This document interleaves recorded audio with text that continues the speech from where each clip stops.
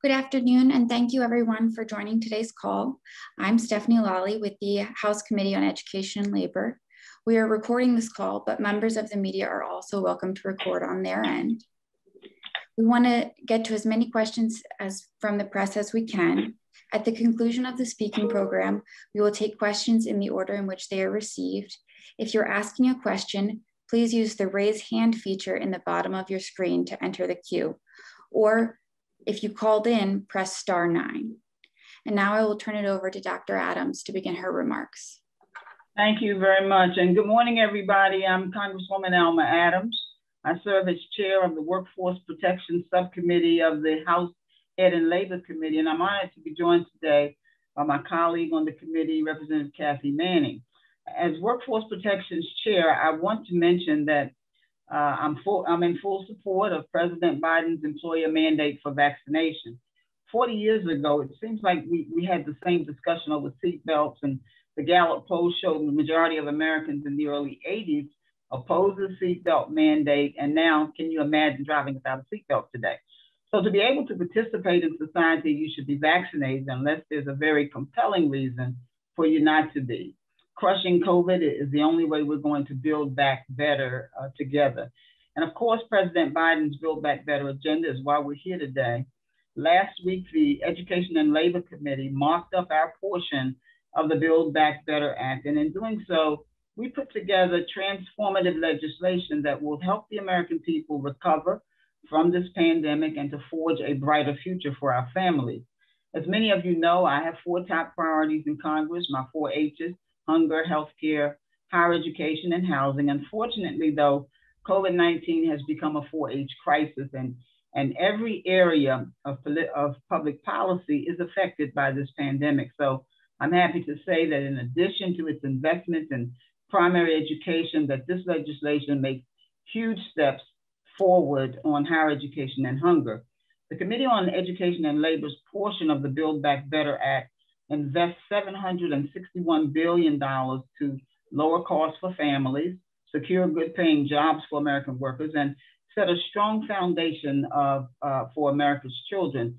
Investments will lower the cost of child care and secure universal pre-K for 3- and 4-year-olds. It will lower the cost of higher education by funding 2 years of tuition-free community college and increasing the value of Pell Grants. It will strengthen our public schools by helping school districts repair, modernize, or rebuild crumbling and outdated school buildings. It will help workers to secure good-paying jobs by expanding job training programs, and it will help prevent child hunger by expanding our most effective child nutrition programs. So today, I want to focus on what the legislation does on higher education and hunger. The Build Back Better Act invests $111 billion to lower the cost of higher education by providing 2 years of tuition-free community college, increasing the value of Pell Grants, and lowering the tuition of historically Black colleges and university and minority-serving institutions.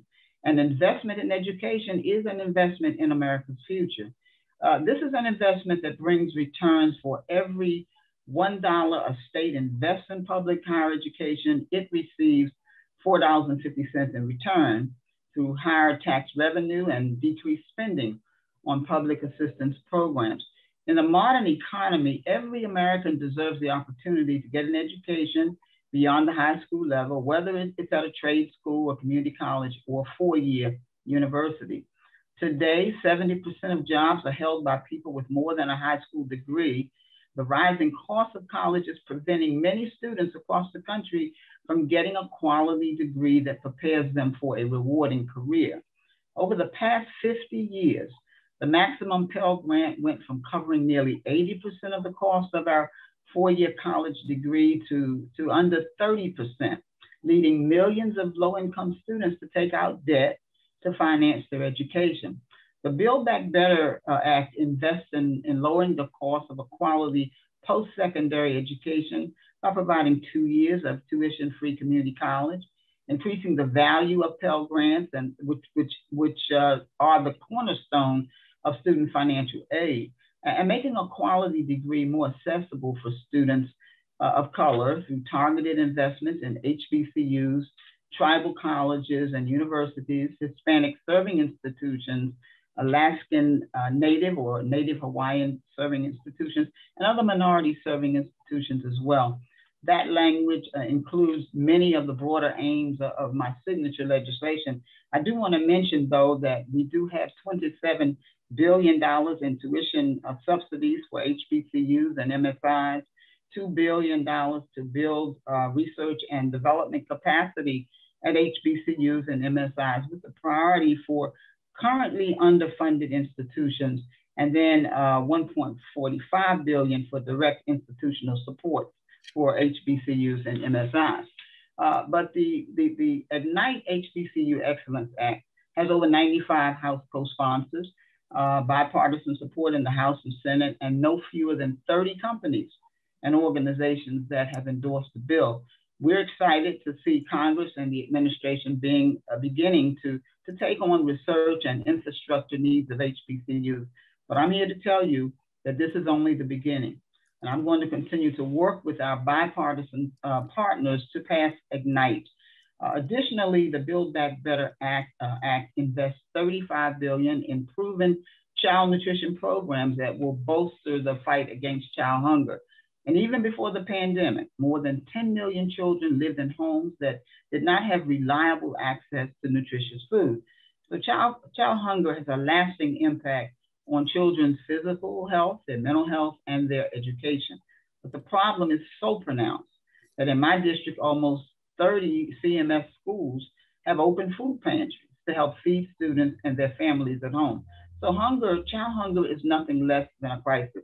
The Build Back Better Act invests in allowing 9 million more children to receive free school meals by expanding eligibility and eliminating paperwork, helping more children get healthy nutrition over the summer by funding a nationwide summer EBT program. You know, I wish I had more time to go through every page of the bill, but we don't. But when it comes to higher education and hunger alone, this is a transformative package to help American families make college more affordable, help rebuild our HBCUs and MSIs, and do everything that we can to end child hunger. And so with that, it is my distinct honor to introduce my colleague, Representative Kathy Manning. Kathy? Thank you so much, Congresswoman Adams. I'm Kathy Manning. Good morning, everyone.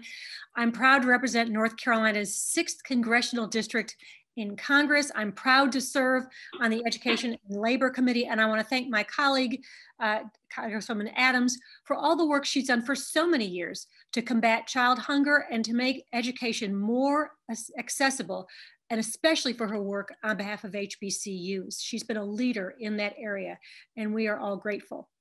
Last week, the Education and Labor Committee marked up the Build Back Better Act, which, as my colleague just said, is a transformative bill that invests in the American people. Here in the 6th District, this bill will make life-changing investments in education, from childcare to universal pre-K, to improving school facilities, to community college and increased Pell Grants, to apprenticeship programs and job training. Increased investments in childcare and early education will help jumpstart our economy by allowing parents, and especially women, to return to the workforce. It will also help equality of opportunity by helping all students enter kindergarten with a strong foundation of learning. This bill invests in students by helping school districts repair and modernize outdated school buildings.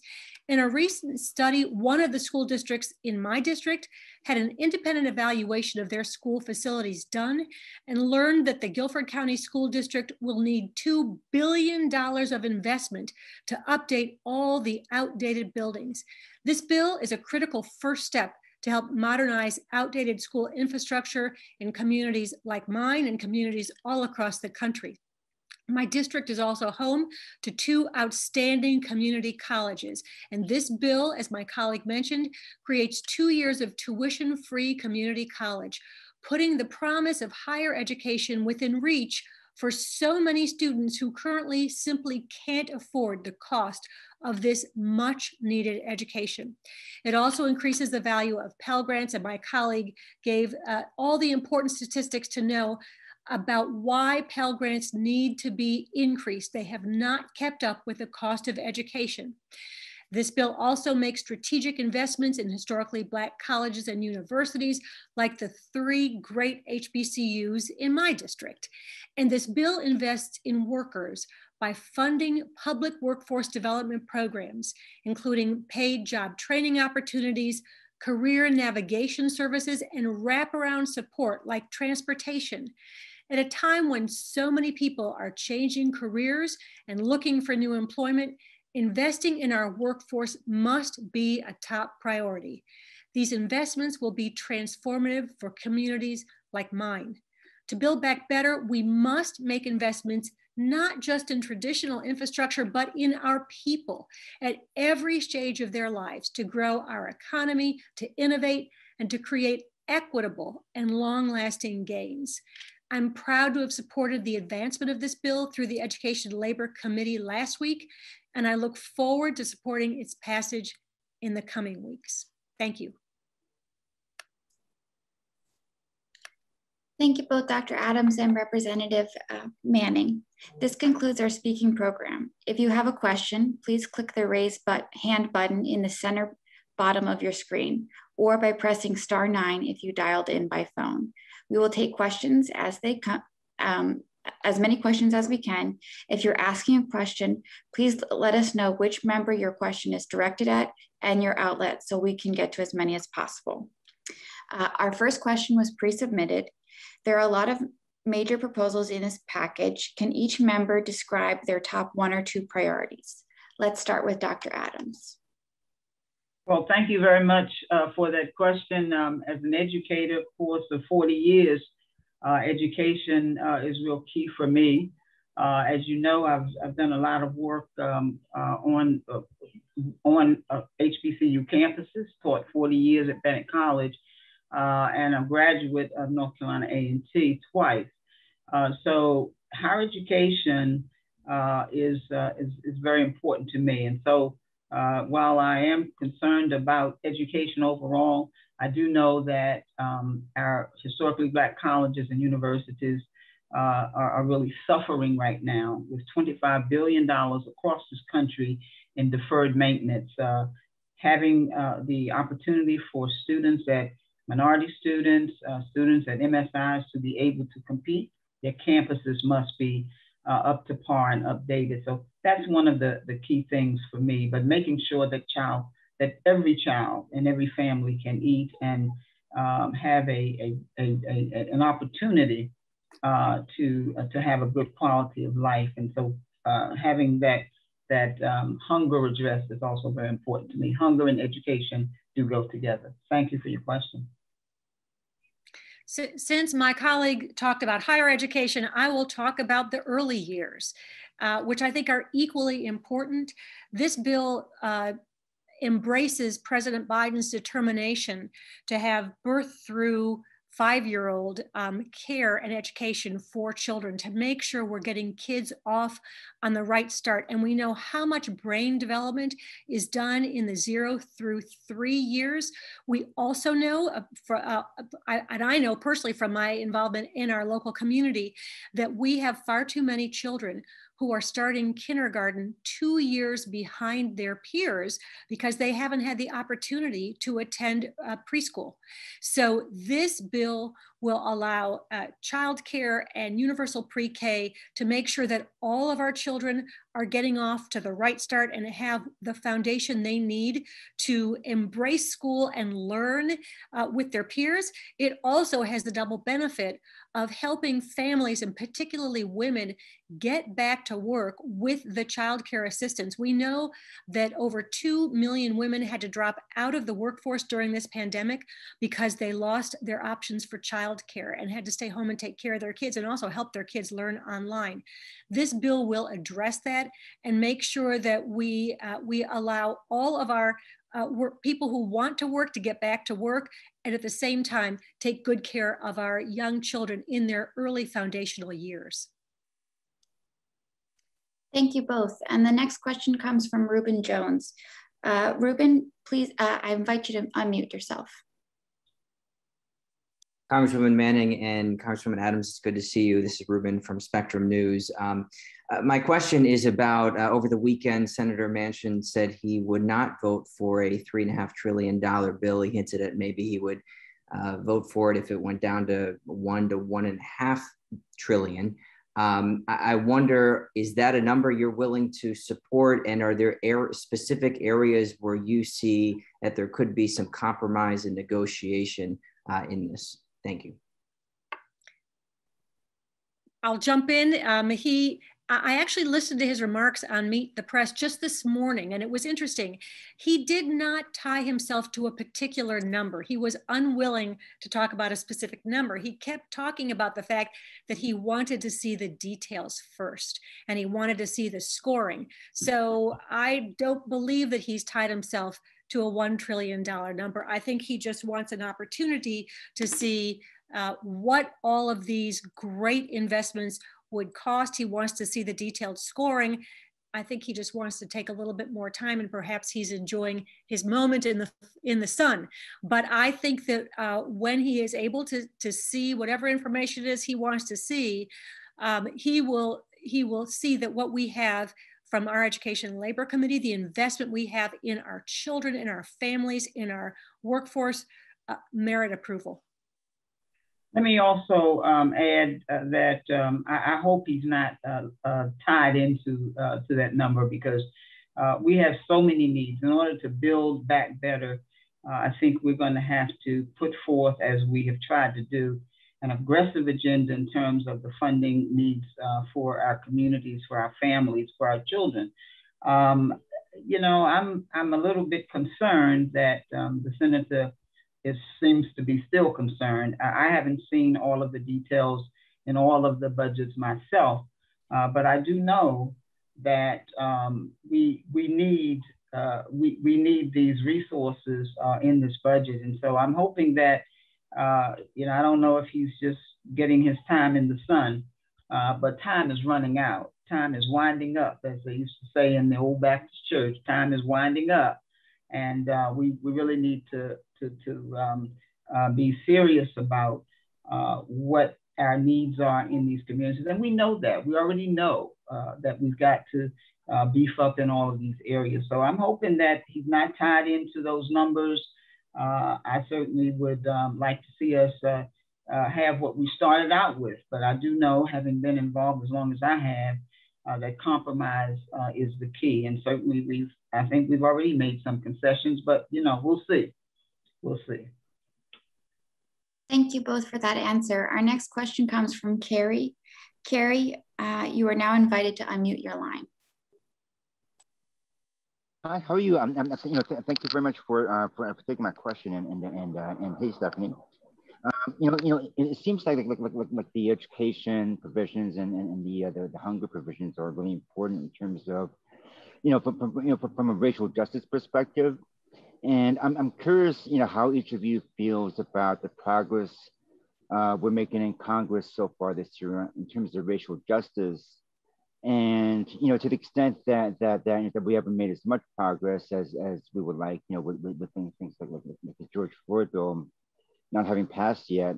I mean, how much more important does that make it to pass the reconciliation bill? To bring about greater equity and greater racial justice. Well, let me just say that I don't think we have gotten as far as we would like to. We do need to pass HR 1 and HR 4. I mean, I still say that. We haven't in terms of the racial equity. We've got to continue to address those problems and first of all, admit that they are there, and they are. So I'm hoping that before we conclude this process, that we will have made greater progress in those two areas. Voting rights, all of those things are so critical and so important to not only this overall process, but to making sure that our democracy is whole and continues to remain. So we haven't done enough. I understand discussions are still ongoing, and I'm feeling still trying to be positive about what the outcomes will be. But clearly, we need to do this for the American people. Let me just, I couldn't agree more with my colleague. I think we've done a great deal of what we want to do in the House by passing the George Floyd Justice and Policing Act. And we certainly have passed HR 1, the For the People Act for voter protection, and the John Lewis HR 4 voter protection bill. We're waiting for the Senate to wake up and do their job. Let me also add that I believe that this bill that we're talking about today has a huge component of racial justice in that it will invest in HBCUs that have long needed additional investment. It will invest in all of our children by helping them get the childcare and the pre-K that they need, and also getting access to higher education.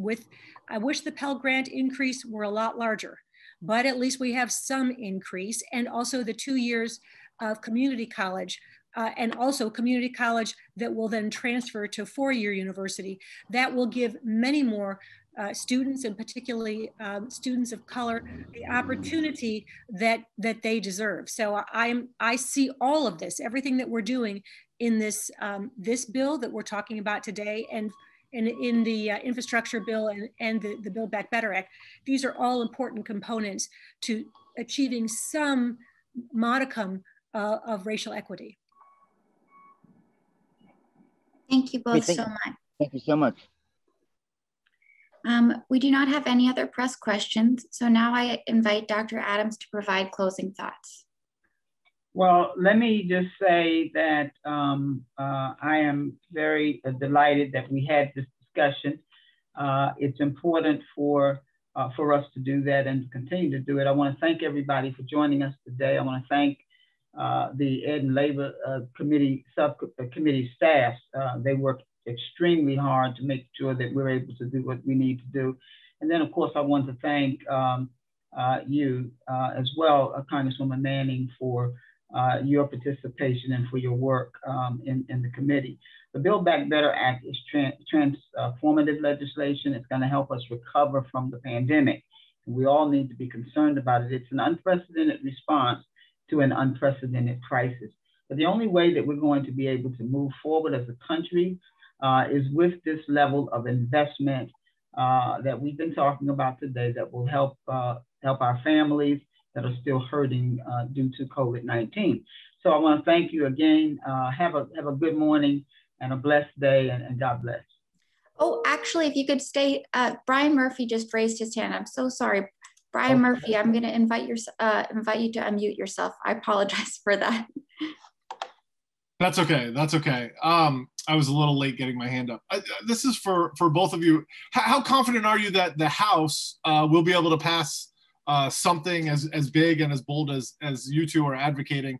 Obviously, it's not just the Senate where there are some hangups on this. Have you talked to your colleagues who in the House who are worried about the price tag and the scope of the plan? Well, I'll tell you that members of the House are very confident about what we've put together. I think I feel good that we're going to have the support that we need. You know, if anything, I'm thinking maybe some folks think the price tag's not big enough in terms of the things that we need to do. But you know, we'll come together on getting this through, and I feel pretty confident that we'll be able to pass this bill out of the House.